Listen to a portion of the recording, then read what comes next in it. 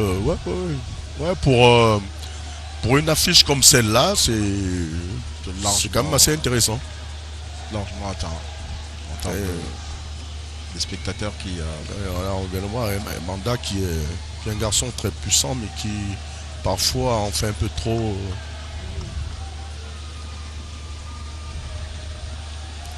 Jouer simple.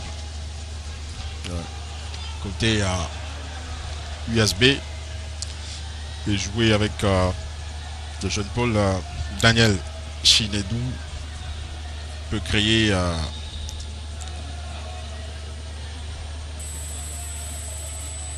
sorte de danger dans cette attaque.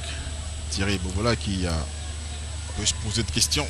Oh, oui, c'est normal. Vous savez, lorsque sur la différence de, disons-le comme ça, la différence de niveau, c'est parce que l'US Bitam est en première division professionnelle face à une équipe qui est en deuxième division. Le souhait pour l'entraîneur, c'est dans les 15 premières minutes de pouvoir mettre ce but qui va un peu désorganiser le bloc équipe de l'adversaire. Et là, ils ont du mal justement à trouver l'ouverture. Sur ce ballon qui est très naïf, Daman Loïc. Et quelle chance là il est bien supplé derrière. On entend notre ballon perdu. Ouh, Isakuna qui pose le pied. Ça joue un peu avec du feu à l'entrée des 16 mètres de cette défense de Yama Athletic Club. Le ballon qui est accordé en. Thomas Segalès, l'appel est parfait. Attention, Michel Miko. Est-ce qu'il va pouvoir se repositionner le jeune Herman? Michel Miko, on va suivre cela avec Otaba qui lève le ballon. La tête. Oh, pas bien appuyé. Belle action, Sam Kamara. Ouais, super centre d'Otaba qui a bien trouvé la profondeur. Mais sur cette tête de. Ça va vite, Michel Miko, d'un camp vers l'autre. Attention, le double passe le centre de partie. Sakunia qui rassuré. Qui rassure. Et Manda qui est très intéressant sur les phases de jeu de. Ça repart. C'est pas fini, Michel Miko. Attention avec là encore cette décomposition de l'Union sportive de Bitam qui tente de contourner la difficulté. Cette muraille défensive bien en place, hein, soudée par le retour de Tabas et Galest qui apporte un peu du surnombre là. Oh, c'est une petite minute de fou. Et ça a fait du bien au public. Attention, le public qui s'affole dans ce stade de hier, mais le centre est parti. C'est dommage.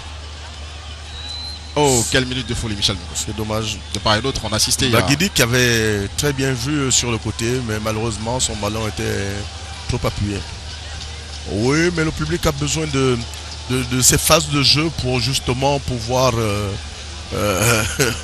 disons-le comme ça, fêter correctement. Et là, on voit ces multiples passements de jambes de notre ami Emanda, qui est très intéressant lorsqu'il est dans cette zone de jeu. Dans le dégagement, oui, une gamin qui s'interpose encore une fois le plus dans les airs, qui fait parler là toute sa puissance. Loric à la récupération est vraiment présent, ce garçon. Ouais. Très présent. Les envoirs jouer. Attention là, ce ballon bien contrôlé par Segalès Otaba. L'ouverture. Est-ce qu'il va récupérer le cuir? C'est fait. Que va-t-il faire dans le contrôle? Le centre va bien ajusté. Là, ouais, c'est dommage. Il y a des super phases de décalage sur ce côté droit. Mais malheureusement, il tarde à prendre ce couloir Kumba Stéphane.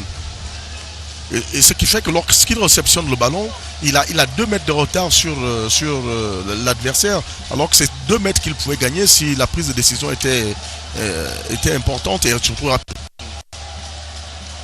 Il manque un peu de spontanéité alors qu'il y a un changement. Ouais, un Jom qui jusque-là, pour moi, faisait un bon match, qui est sorti avant la mi-temps. Ouais.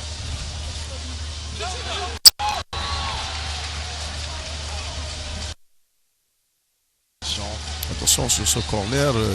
Changement pour l'équipe de l'US Bitam. Le numéro 12, Yama Itsu, est sur l'entrée. Mayenja avait réussi à prendre le dessus sur. Attention, ce corner de Segalès de Tabac, sorti un peu hasardeuse là, de Jeff. Et ce dégagement, l'emporte-pièce là qui permet tout de même à remonter ce bloc équipe de l'USB. Attention, il y a un joueur au sol. Il y en a même 2 là, Michel Minko. Attention. Oh.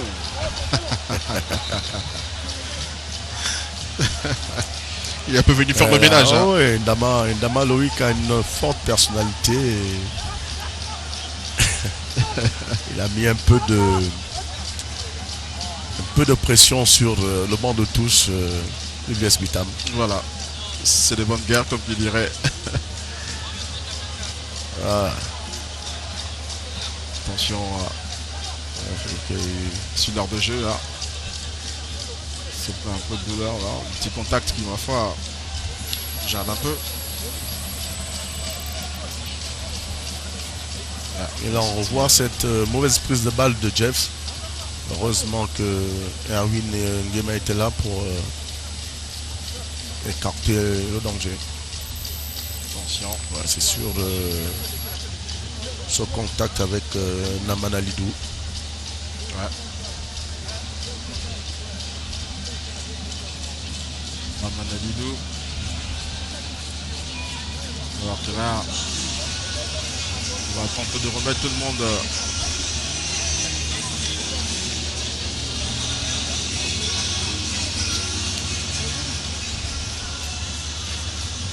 Michel Miko, une première période qui n'est pas du tout ennuyeuse, on va le dire.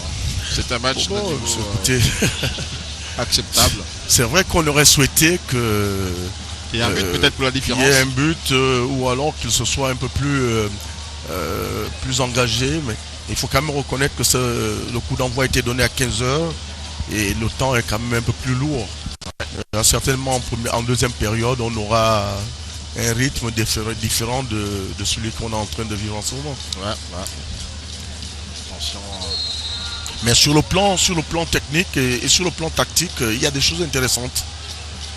Alors qu'il y a un autre changement côté Union Sportive de Bitam, l'entrée de sort numéro.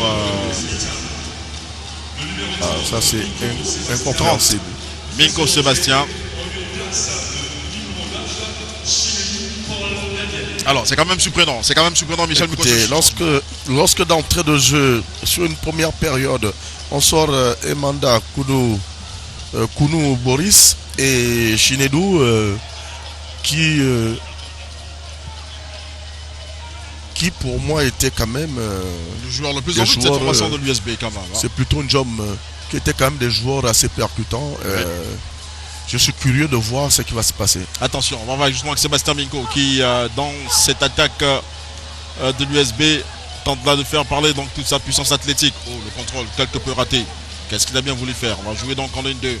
On laisse l'occasion à un partenaire de continuer donc l'action avec Ella et Sono.